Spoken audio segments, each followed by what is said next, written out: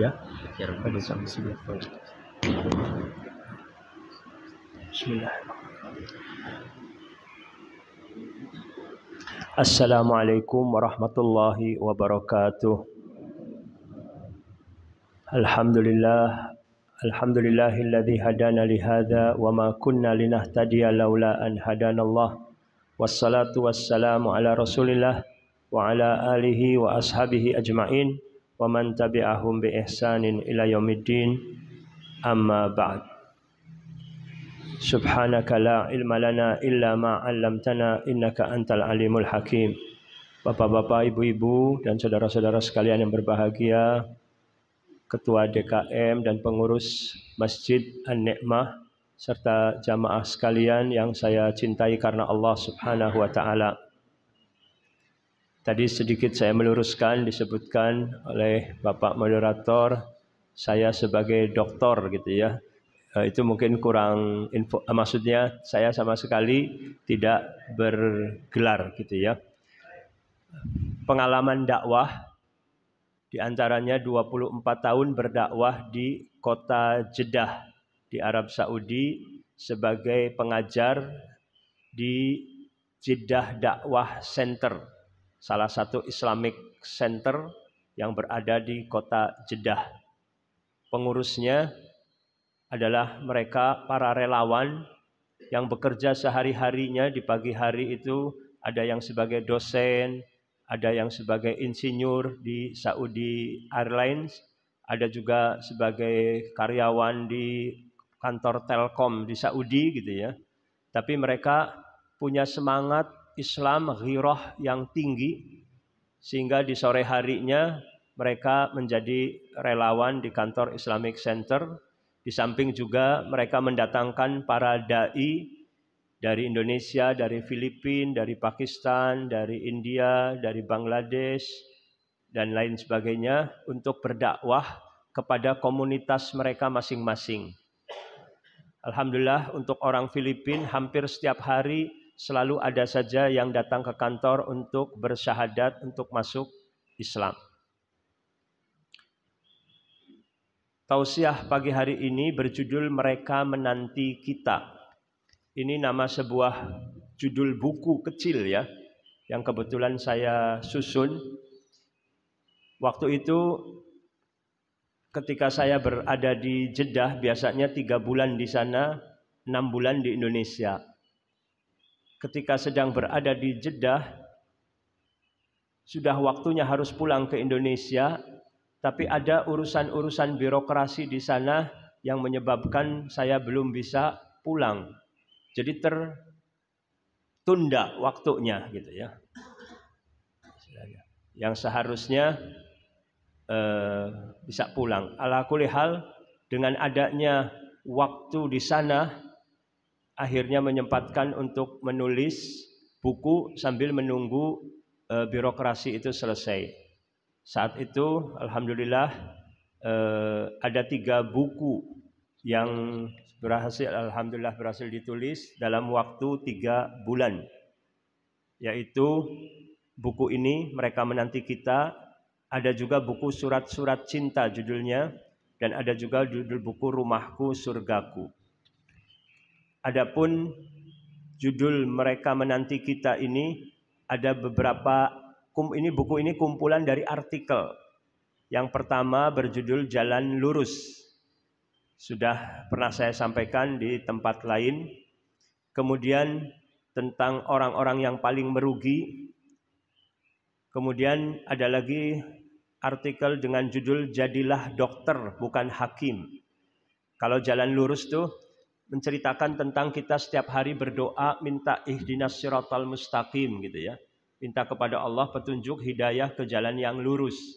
Permohonan ini mencakup 3 hal yang kita minta, yaitu minta kepada Allah agar Allah memberikan kepada kita ilmu yang bermanfaat, kemudian agar Allah memudahkan kita untuk mengamalkan ilmu tersebut, dan yang ketiga memohon kepada Allah agar meneguhkan hati kita untuk tetap istiqomah sampai akhir hayat. Yang kedua tentang orang-orang yang paling merugi. berdasarkan firman Allah Subhanahu wa taala dalam surat Al-Kahfi ayat 103, "Qul hal nunabbi'ukum bil akhsarina a'mala alladzina dhalla sa'yuhum fil hayatid dunya wa hum yahsabuna annahum yuhsinuna sun'a." Katakanlah, maukah kami beritahukan kepada kalian orang yang paling rugi amalannya, yaitu orang yang sesat usaha mereka dalam kehidupan dunia, tapi mereka menyangka mereka telah berbuat sebaik-baiknya.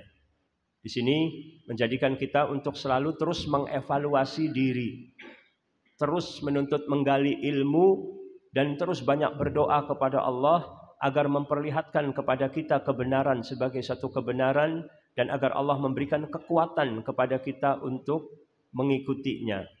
Dan minta kepada Allah agar Allah memperlihatkan kepada kita kebatilan sebagai suatu kebatilan, dan agar Allah memberikan kekuatan kepada kita untuk dapat menjauhinya.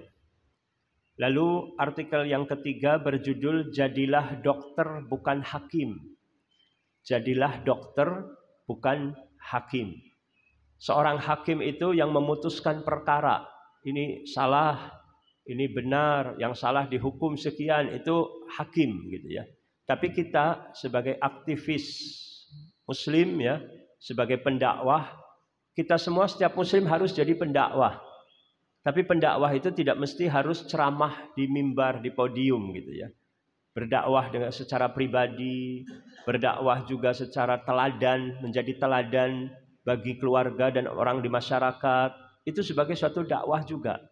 Dan masing-masing kita punya potensi yang berbeda-beda. Tetapi hendaknya kita saling bersinergi, saling menolong gitu ya, dalam hal kebaikan dan takwa.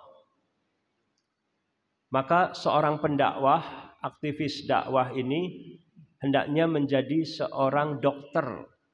Maksudnya dokter ini mengobati. Kalau ada orang yang sakit, dia berusaha untuk mengobati. Tapi kalau seorang hakim semata-mata memvonis, dia hanya memvonis. Tidak salah, memvonis tidak salah. Tetapi untuk memvonis seseorang, untuk memvonis satu kelompok, itu pertama harus ikhlas karena Allah. Jangan tujuannya karena faktor hasad, misalnya ada faktor duniawi, ingin dirinya lebih menonjol dan seterusnya. Yang kedua, benar-benar datanya valid. Sebelum menyampaikan tentang seseorang atau sekelompok, benar-benar datanya itu bisa dipertanggungjawabkan nanti di akhirat. Karena apa yang kita ucapkan, apa yang kita tulis akan diminta pertanggungjawaban nanti di akhirat. Allah berfirman dalam surat Qaf ayat 18, "Ma yalfidhu min qaulin illa ladaihi raqibun atid." Tidaklah seorang mengucapkan suatu ucapan kecuali ada malaikat yang mengawasi dan mencatat.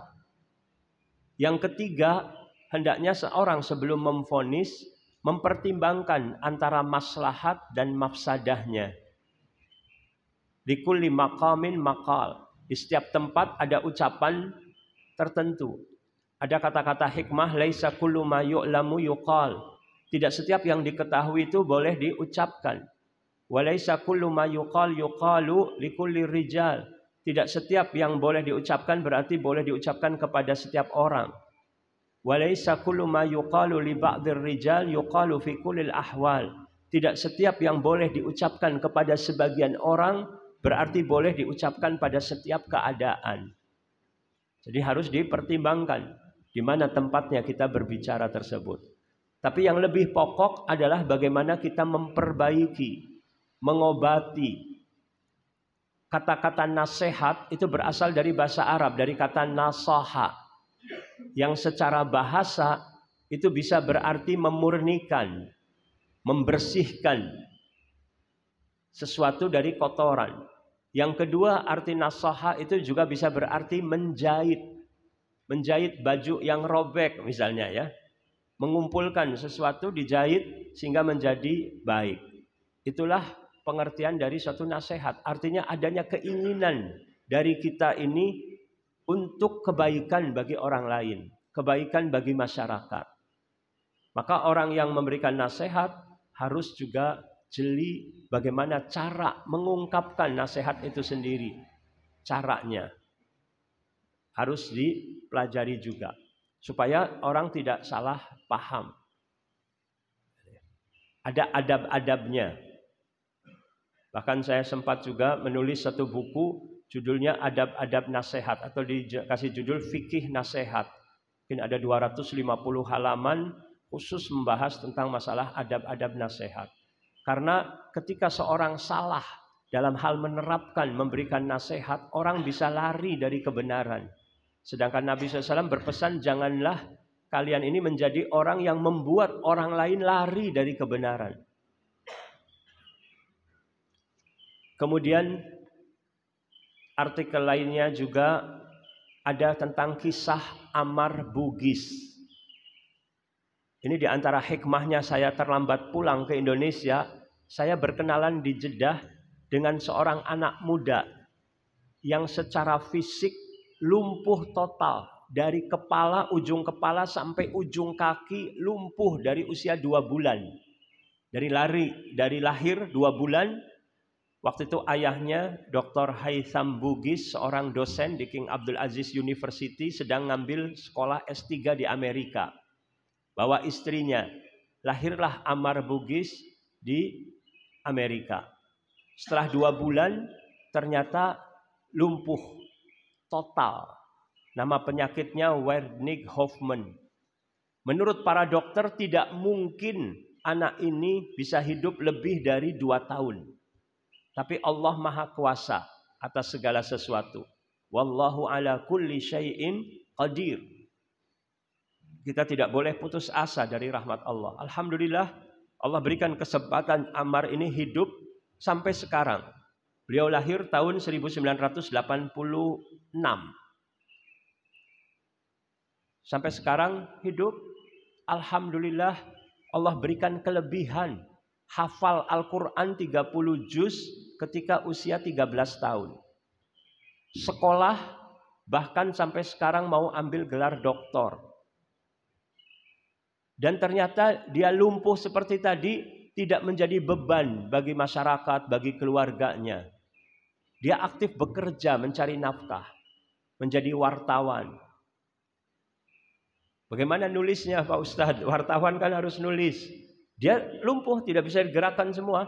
Tapi Allah beri kelebihan daya ingat yang kuat sekali. Ketika mewawancara orang, itu tidak pakai alat rekaman lagi. Tapi hasil dari wawancara ketika pulang, dia sampaikan kepada adiknya. Adiknya yang mengetik di komputer, langsung kemudian dimuat di surat kabar. Tidak ada yang berbeda. Semua apa yang hasil wawancara tepat bisa disampaikan. Luar biasa. Beliau menjadi ketua asosiasi orang-orang berkebutuhan khusus seluruh Arab Saudi. Dalam usia yang muda gitu ya. Menjadi seorang motivator, sangat terkenal di Timur Tengah. Bahkan menulis buku juga dengan judul Qahir Al-Mustahil, sudah diterjemahkan dalam bahasa Indonesia dan pernah datang ke Indonesia. Pernah ceramah di Masjid Istiqlal di Jakarta. Ammar Bugis. Kalau kita nanti cari di internet, Ammar A-M-M-A-R. Ammar Bugis. Bugis ini kakek buyutnya berasal dari Bugis, Sulawesi. Dahulu datang pergi haji, kemudian tidak pulang lagi ke tanah air, tinggal di sana. Menuntut ilmu, kemudian menjadi ulama, mengajarkan tafsir di Masjidil Haram. Itu kakek atau buyut ya, ayah dari kakeknya Ammar. Namanya Syekh Abdul Muttalib. Lalu punya anak, kakeknya Ammar namanya Abdullah. Kemudian punya anak lagi Dr. Haytham. Kemudian punya anak lagi ini Ammar. Ammar waktu kuliah di King Abdul Aziz University jurusan komunikasi mendapatkan nilainya cum laude. Sangat memuaskan. Bahkan mendapatkan penghargaan dari gubernur di Mekah. Beliau mengatakan, saya tidak suka dengan istilah orang berkebutuhan khusus. Saya lebih cocok dengan menyebutkan orang berkemampuan khusus. Karena orang-orang yang dikatakan disabilitas, difabel, ini oleh Allah diberi kelebihan yang lain. Memiliki kekurangan, tapi Allah beri kelebihan yang lain. Ada seorang ulama, Al-Imam Ibnul Qayyim rahimahullah, wafat tahun 751 Hijriyah. Beliau mengatakan ma aghlaqallahu baban li'abdin bihikmah illa fatahalahu baban birahmah. Ketika Allah menutup satu pintu kepada hambanya dengan hikmahnya, maka Allah membuka pintu yang lain dengan rahmatnya, dengan kasih sayangnya. Menutup pintu bisa saja menutup pintu, misalnya pintu untuk bergerak. Ammar tidak bisa bergerak secara fisik. Tidak seperti orang kebanyakan, bisa bergerak, bisa berjalan. Tapi oleh Allah dibuka pintu yang lain, diberi kecerdasan, hafalan yang sangat kuat sekali. Supirnya berasal dari Pekalongan, Jawa Tengah, supir pribadinya. Dia mengatakan, Ustadz, kalau Ustadz nyebutkan nomor HP seseorang 12 digit, dia langsung hafal, Ustadz. Saya coba, ketika berjumpa, saya sebutkan nomor HP seorang teman. Lalu dia mengulangi lagi, tepat tidak ada yang salah, 12 digit. Setelah kami berbincang mungkin sekitar 2 jam, kami mau pulang, dia sebutkan lagi nomor HP yang pertama kali 2 jam yang lalu disebutkan lagi. Saya lihat benar juga, nggak salah. Jadi seperti mesin fotokopi gitu ya, luar biasa. Itu kelebihan yang Allah berikan. Maka ini juga pelajaran. Apabila di lingkungan sekitar kita, keluarga kita, ada anak-anak berkebutuhan khusus, kita harus lihat dengan jeli apa kelebihan-kelebihannya, dikembangkan supaya anak nanti percaya diri, tidak frustasi dalam hidup. Dan kisah Ammar sudah saya tulis juga dalam artikel. Nanti mungkin bisa saya kirim dalam bentuk WA misalnya ya, supaya bisa lebih dibaca lebih itu dan bisa di-share ke grup-grup misalnya supaya memberikan manfaat untuk orang banyak. Kemudian ada lagi artikel tentang ambisi terhadap kehormatan. Ambisi terhadap kehormatan atau bahaya ambisi terhadap kehormatan. Itu berdasarkan hadis Nabi SAW dalam riwayat Tirmidzi, di mana Nabi SAW menyebutkan adanya bahaya orang yang berambisi terhadap harta dan terhadap kehormatan. Bunyinya madzibani ja'iani ursila fi ghanamin bi afsadalaha min hirsil mar'i alal mal wasyaraf. Tidaklah 2 ekor serigala yang lapar kemudian dilepas kepada kawanan kambing, maka bahaya yang diakibatkan dengan serigala tadi memakan kambing tadi tidak lebih berat dibandingkan bahayanya ambisi seseorang terhadap harta dan terhadap kehormatan bagi agamanya. Artinya intinya, tadi kan kambing serigala yang lapar dilepas ke kawanan kambing, mesti diterkam kambing tadi, dimakan. Merugikan, tapi ruginya orang yang berambisi terhadap harta dan kehormatan itu lebih berbahaya bagi agama seseorang. Bukan berarti seseorang tidak boleh berambisi sama sekali terhadap harta dan kehormatan ya. Tetapi kalau tujuan orientasinya dalam hidup itu adalah dunia, dia akan rugi. Bukan orientasinya akhirat. Ya. Bal tu'thirunal hayatad dunya wal akhiratu khairun wa abqa. Kalian lebih mengutamakan kehidupan dunia padahal akhirat lebih baik dan lebih kekal. Seorang muslim orientasinya akhirat. Walaupun di dunianya dia dituntut untuk mencari nafkah, mencari uang. Tapi kalau orientasinya akhirat, dia akan hati-hati mencari hartanya dari yang halal. Tidak menghalalkan segala cara. Ketika datang waktu sholat, dia tinggalkan. Dia utamakan sholat terlebih dahulu. Dia tidak menyia-nyiakan kewajiban seperti bakti pada orang tua, silaturahim, menuntut ilmu, berdakwah. Dia membagi waktunya antara untuk mencari uang dan juga untuk menjalankan kewajiban-kewajiban. Tapi kalau orang sudah orientasinya dunia semata, seringnya ditinggalkan itu. Sholat juga bolong-bolong, durhaka sama orang tua, menelantarkan istri dan anak-anaknya dan seterusnya.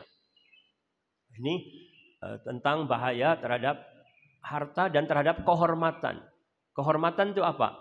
Kalau orang punya ambisi untuk dihormati oleh orang lain.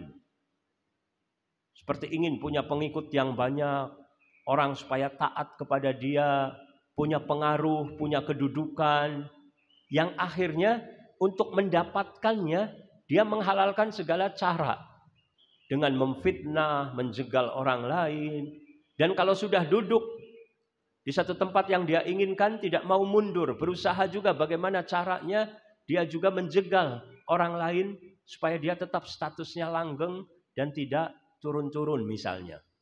Tetapi kita harusnya memahami, misalnya pengurus masjid ataupun para dai yang sudah berusia ya lanjut istilahnya ya 40 ke atas harus menyiapkan generasi.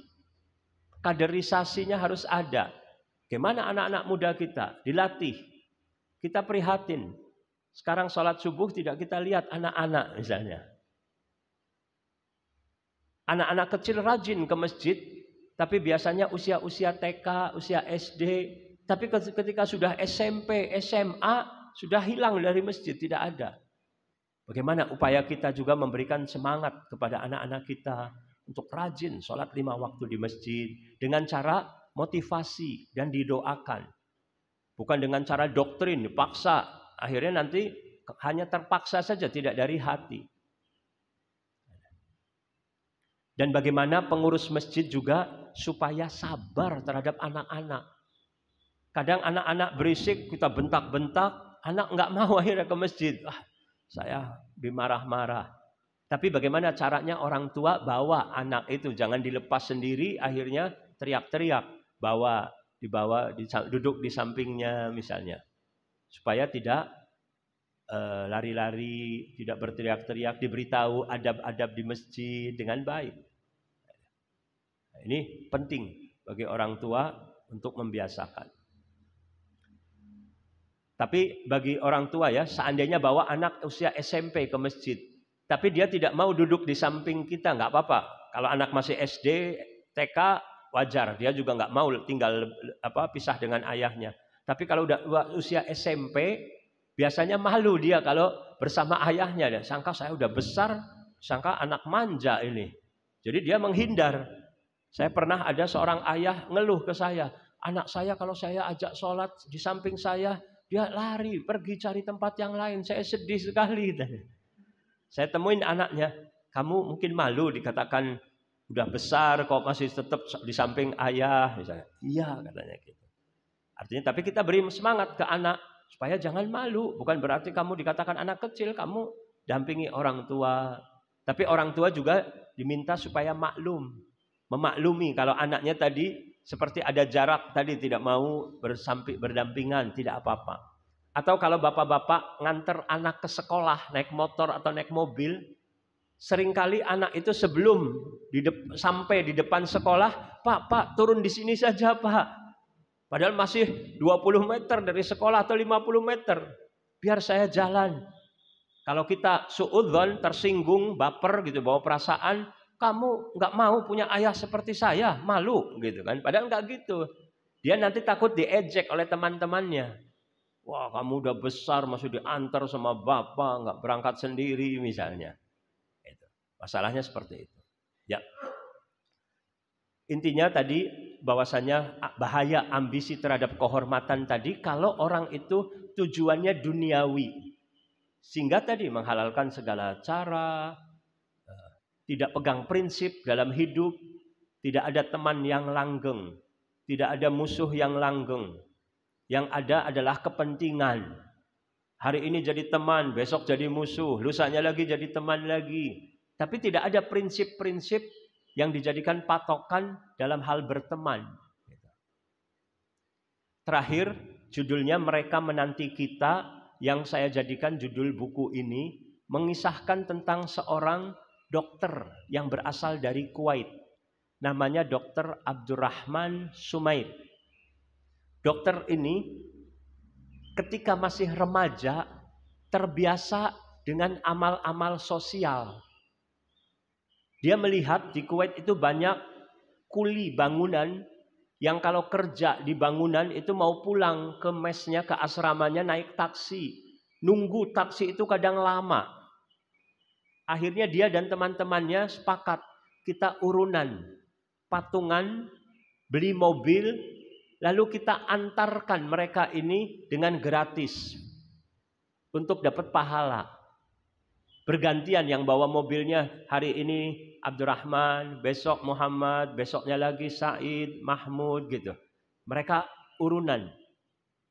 Akhirnya senang sekali para kuli ini ketika berangkat pulang seringnya diantar gitu ya secara gratis, terutama saat pulang karena mereka pagi juga sekolah.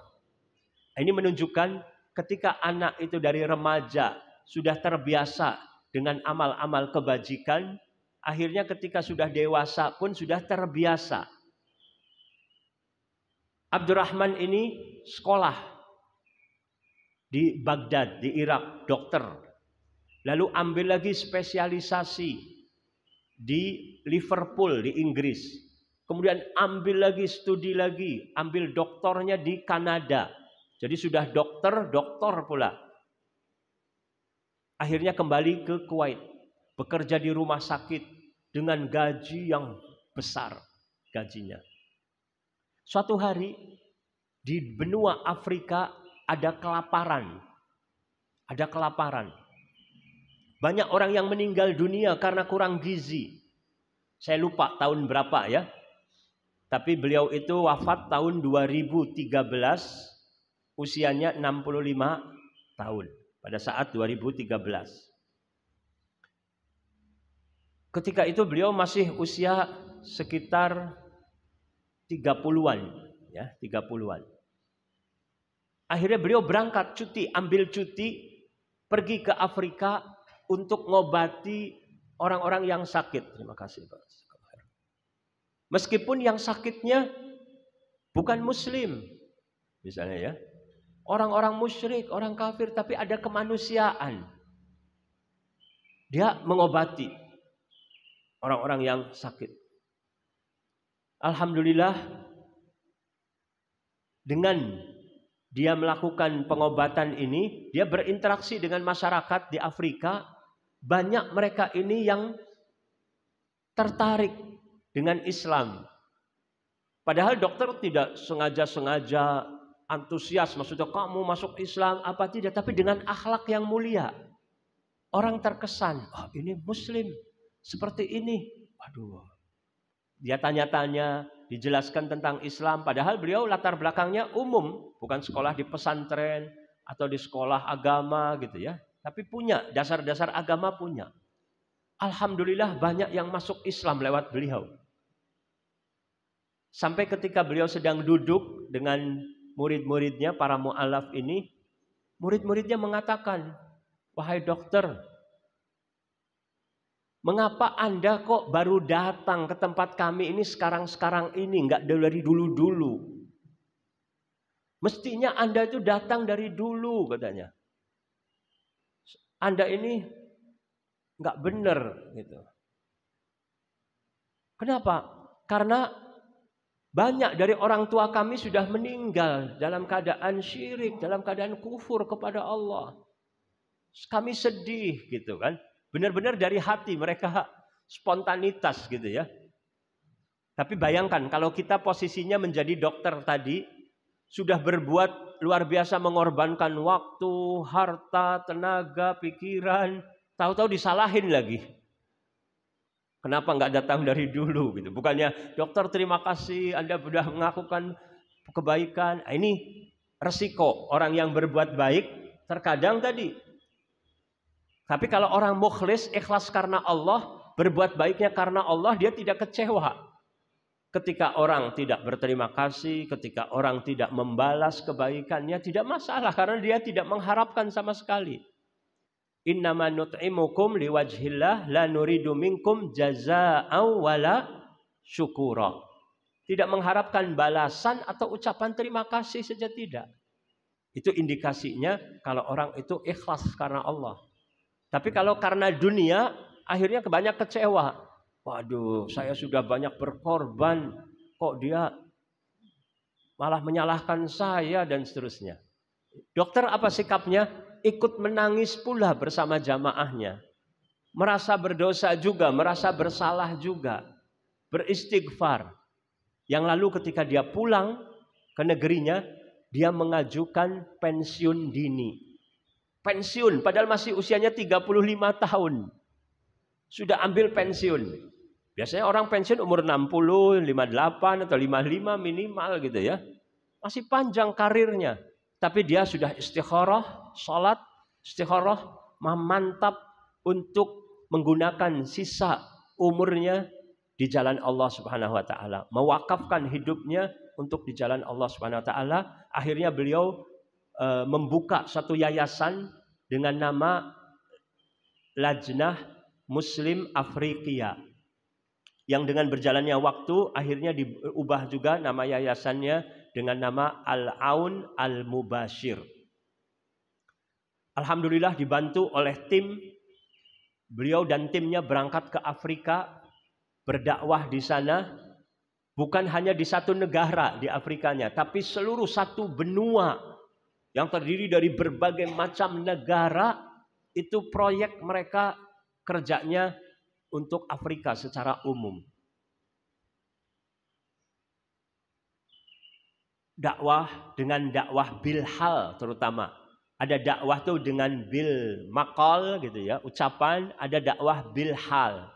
Bilhal tuh dengan sosial terutamanya. Apa yang dibutuhkan oleh masyarakat. Oh, ada anak yatim banyak, dibuatkan panti anak yatim, diberi pelajaran mereka ilmu, diberi keterampilan. Para janda dibantu kebutuhan mereka untuk masjid, maka dibangunlah masjid. Mereka butuh air, dibangunnya sumur, dibangun sekolah. Berdakwah terus. Dokter dan timnya ini punya majalah bulanan. Namanya Al-Kautsar. Majalah bergambar, Lux majalahnya, menceritakan kegiatan-kegiatan mereka di Afrika. Sebagai juga promosi ke masyarakat luas di dunia luar, bagaimana dakwah di sana. Alhamdulillah banyak mendapatkan dukungan dari para donatur. Dan terus membuat laporan-laporannya terperinci. Sehingga para donatur itu merasa mantap, percaya. Memberikan laporan dari hasil keuangan. Karena masalah keuangan ini sangat sensitif ya. Nabi SAW bersabda, likulli ummatin fitnah. Wa fitnatu ummati al-mal. Setiap umat ini ada fitnahnya, batu sandungan. Fitnah umatku ini harta. Orang terjerumus, tidak amanat misalnya. Maka perlu transparan, laporan, ada yang mengawasi juga.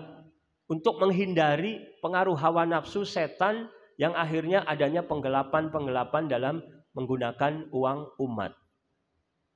Alhamdulillah semakin banyak dapat dukungan dari masyarakat.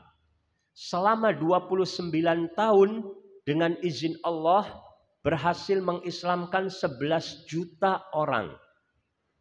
Bukan 11.000 atau 110.000 tapi 11 juta manusia. Membangun 860 sekolah, membangun sekian ribu sumur, masjid dan lain sebagainya. Perjuangannya luar biasa.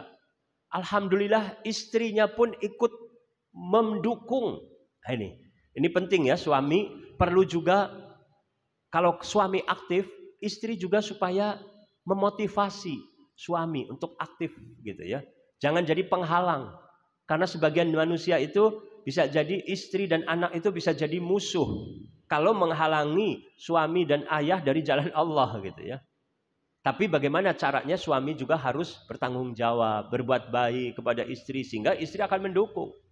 Tapi kalau sibuk benar-benar di jalan Allah tapi menelantarkan mereka, ya akhirnya mereka benci, bukan hanya benci sama suami dan kepada ayah mereka, tapi kepada Islamnya nanti. Wah, kok Islam begini sih, menelantarkan dan seterusnya.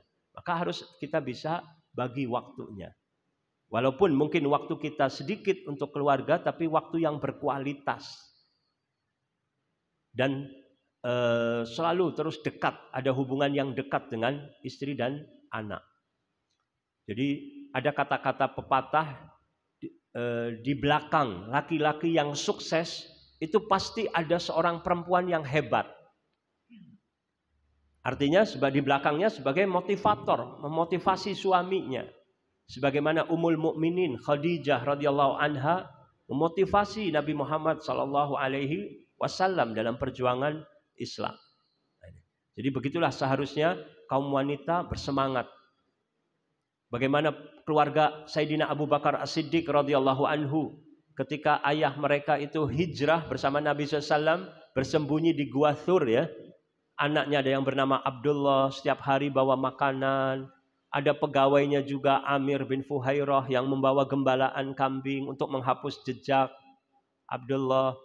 Aisyah putri Abu Bakar dan Asma radhiyallahu anhuma menyiapkan makanan, membawa makanan mengirim untuk ayah dan Nabi sallallahu alaihi wasallam. Luar biasa peranan kaum perempuan dalam perjuangan Islam. Ketika terjadi perang Uhud, banyak kaum perempuan juga yang membantu untuk memberikan minuman, mengobati orang yang sakit dan seterusnya. Luar biasa perjuangan dokter ini memiliki istri yang salehah. Istrinya ini anak orang kaya. Ketika mertua Dr. Abdurrahman wafat, meninggalkan warisan yang banyak. Warisan istri mendapatkan warisan istri Dr. Abdurrahman ini. Semua harta warisnya yang didapat diinfakkan di jalan Allah untuk perjuangan Islam. Sampai orang-orang tanya, loh kenapa kamu berikan semua? Cukup saya hidup dari pensiun suami saya sudah cukup. Katanya. Mau apa? Saya ingin tabungan di akhirat. Rumah kami, kampung halaman kami itu akhirat, bukan dunia, gitu kan? Dunia ini jadi ladang untuk akhirat. Sampai Dr. Abdurrahman berceramah. Kalau kita paham bahasa Arab ya, cari di YouTube banyak sekali ceramah-ceramah beliau menceritakan diantaranya perjuangan istrinya. Dia bilang, istri saya ini hanya punya 2 baju abaya. Yang satu dipakai, yang satu dicuci. Gak mau banyak-banyak. Ikut bersama saya dakwah juga ke Afrika. Yang terkadang makan pagi cuman pisang saja. Makan siangnya hanya pisang lagi. Makan malamnya pisang lagi. Gak ada apa-apa. Tapi tidak mengeluh gitu ya. Karena kondisi tidak ada. Waktu itu tidak memungkinkan untuk masak daging dan lain sebagainya. Tidur pun terpaksa di hutan. Gelar saja sudah. Nggak pakai AC. AC alam. Nah, ini kalau tidak terlatih, kita sulit menjadi orang yang tahan banting. Biasa di sini fasilitas enak. Misalnya kita pergi haji di Mina, di kemah, di tenda misalnya. Aduh, mau ke kamar kecil aja harus antrian panjang misalnya. Tapi kalau seorang yang sudah terbiasa, terlatih, menikmati saja yang seperti itu. Tidak merasa menjadi beban.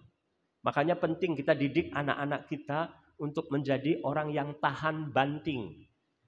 Yang siap hidup dimanapun dalam keadaan apapun gitu ya.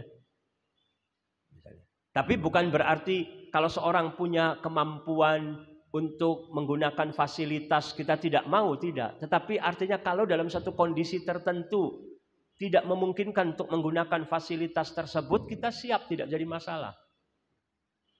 Saya pernah pergi ke daerah Sangatta di Kalimantan Timur, berjumpa dengan seorang, dia cerita.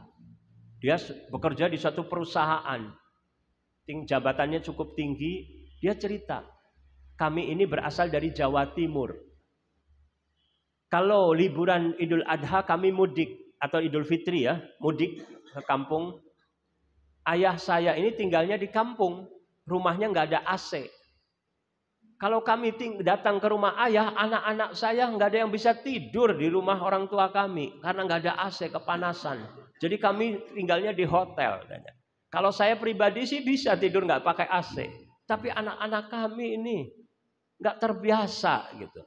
Dia mengeluhkan, artinya kondisi anak-anaknya yang tidak terbiasa. Nah, ini satu upaya, artinya kita untuk menjadi orang yang tahan banting dan mendidik anak-anak kita menjadi orang yang tahan banting.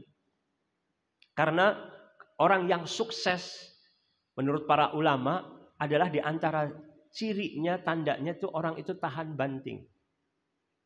Seperti Nabi Musa alaihissalam.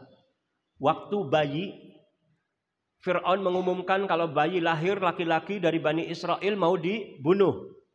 Akhirnya oleh ibu Nabi Musa alaihissalam, Nabi Musa dialirkan ke sungai ya, sampai akhirnya dipelihara oleh siapa? Dipelihara oleh siapa? Fir'aun. Menurut para ahli sejarah 18 tahun lamanya jadi anak angkat Fir'aun. Anak raja.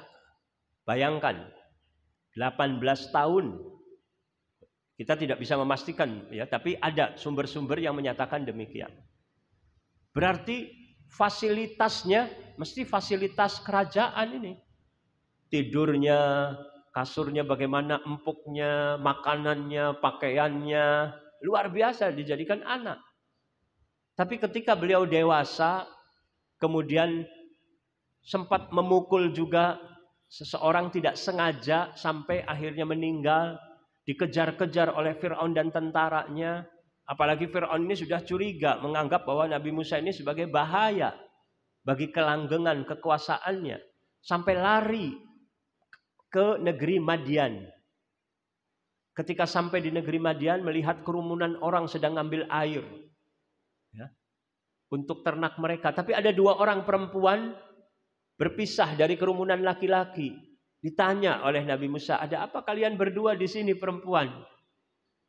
Ayah kami sudah sepuh, kami mau ambil air, tapi kami nggak ingin berdesak-desakan dengan kaum laki-laki. Ini pelajaran tentang perlunya adanya batasan ya, laki perempuan tidak bercampur baur gitu.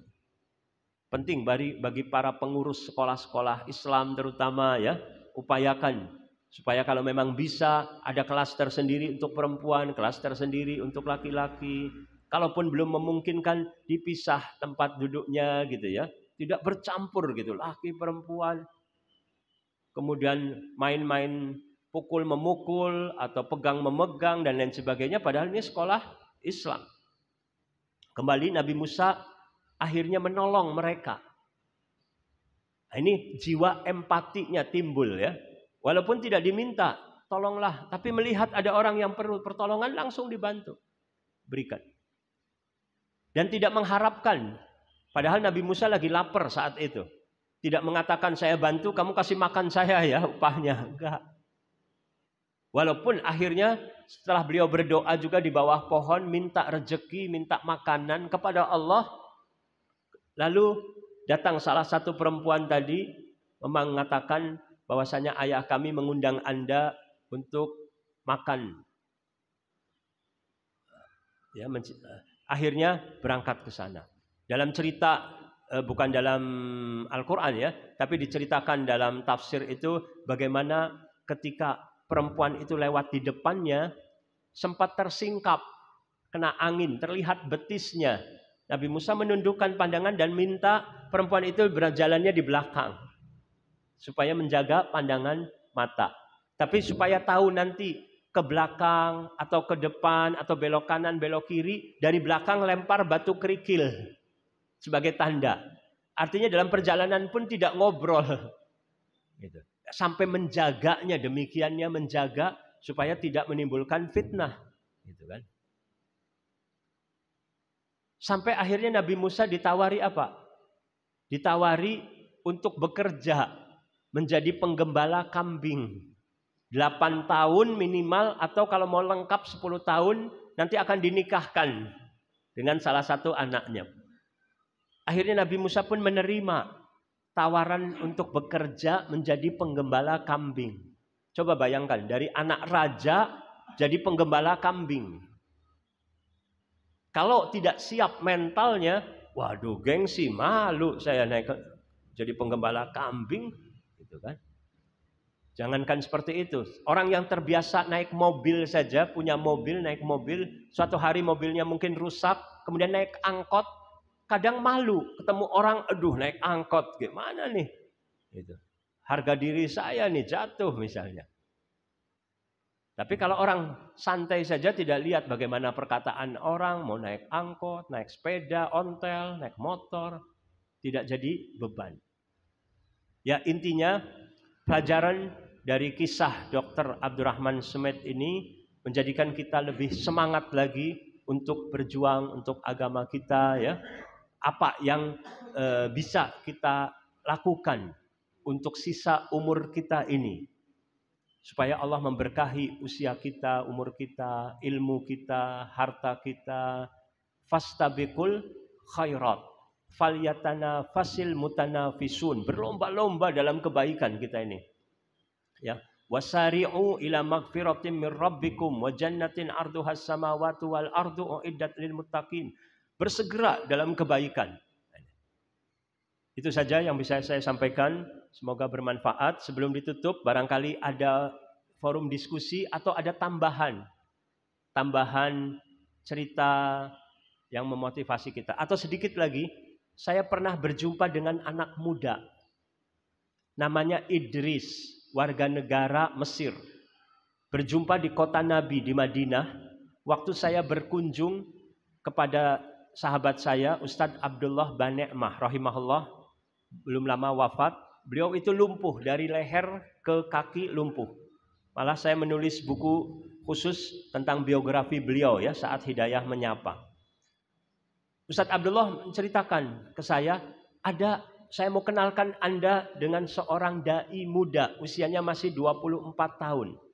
Namanya Idris, tinggalnya di kota Jizan, Arab Saudi, tapi sekarang sedang ada di Madinah. Akhirnya ditelepon lewat asistennya, telepon, akhirnya datang ke tempat Ustadz Abdullah, berkenalan dengan saya. Kata Ustadz Abdullah, anak ini sudah mengislamkan 1.500 orang. Dalam usia 24 tahun mengislamkan 1.500 orang. Saya tanya kepada Idris ini, yang usianya seperti anak saya, apa yang memotivasi Anda semangat berdakwah? Kata dia, saya ini meyakini kalau orang yang bukan muslim kemudian meninggal dunia, mereka akan diazab oleh Allah di neraka. Selamanya lagi. Sekarang bayangkan, kata beliau, kalau kita lihat ada manusia tenggelam, ada banjir tenggelam tidak bisa berenang, sedangkan saya diberi kemampuan oleh Allah pandai berenang, pasti saya akan selamatkan orang yang tenggelam tadi, yang nggak bisa berenang tadi. Atau ada kebakaran, ada anak kecil mungkin di dalam rumah nggak bisa keluar, saya bisa diberi kekuatan fisik untuk bisa masuk menyelamatkan jiwa manusia, nyawa manusia. Kita akan lakukan menyelamatkan nyawa manusia. Itu yang hubungannya dengan duniawi. Apalagi menyelamatkan manusia ini dunia akhirat. Masa kita tidak terpanggil? Luar biasa ya, semangatnya seperti itu. Lalu saya tanya lagi, pengalamannya Anda memulai berdakwah itu bagaimana? Saya ketika kecil suka belajar bahasa Inggris. Lalu saya lihat banyak orang Filipina di sekitar saya. Saya ajak bicara tentang Islam semampu saya pakai bahasa Inggris. Walaupun kemampuannya sangat terbatas. Alhamdulillah dari mereka ada yang tertarik masuk Islam. Tanya. Saya berikan hadiah buku. Lalu beliau ini ketika datang ke tempatnya Ustadz Abdullah Bane'mah dengan muridnya orang Filipina. Saya tanya lagi ke orang Filipina ini, bagaimana kisah kamu masuk Islam lewat dia? Iya, saya kerja di supermarket katanya. Lalu dia datang, masih SMA katanya.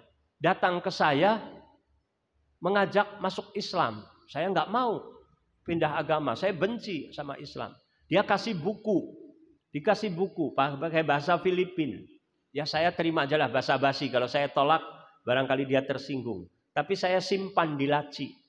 Saya kunci, nggak mau saya baca ini. Selamanya nggak mau saya baca. Idris sendiri waktu datang ke supermarket tadi melihat ada beberapa orang Filipina. Kalau yang ini kelihatan wajahnya nih bersih nih, mungkin ada harapan nih masuk Islam. Wah kalau ini sih kelihatan pakai ada tatonya, ada anting-antingnya. Waduh, nggak ada harapan ini sepertinya. Tapi nggak ada salahnya, kita jangan putus asa. Ternyata yang masuk Islam justru tadi orang yang dianggap tidak ada harapan masuk Islam. Dia penasaran setelah 3 hari, buku apa ya yang dikasih tadi? Nggak ada salahnya saya baca aja lah. Akhirnya dibaca, tertarik. Akhirnya ketika Idris datang lagi, diskusi, masuk Islam sampai sekarang jadi da'i lagi. Yang mengislamkan ratusan orang lagi murid-muridnya tadi. Ini sekedar contoh ya, Allah berikan taufik kepada orang-orang yang mukhlis, kepada orang-orang yang tulus, yang jujur, yang punya semangat juang yang tinggi, yang tahu hakikat kehidupan dunia ini sebagai amanat untuk beribadah kepada Allah. Barang siapa yang dalam hidupnya memikirkan akhirat, Allah akan mudahkan urusan dunianya. Allah akan mudahkan urusannya. Tapi barang siapa yang orientasinya dalam hidupnya dunia, malah urusan dunianya jadi kacau. Urusan dunianya jadi kacau. Banyak problem, banyak masalah dan lain sebagainya, tidak mendapatkan kebahagiaan. Semoga Allah Subhanahu wa taala berikan kepada kita kebaikan di dunia dan di akhirat. Rabbana atina fid dunya hasanah wa fil akhirati hasanah wa qina adzabannar. Allahumma amin. Wa sallallahu ala nabiyyina Muhammad wa ala alihi washabbihi wasallam wa akhiru da'wana alhamdulillahi rabbil alamin. Wassalamualaikum warahmatullahi wabarakatuh.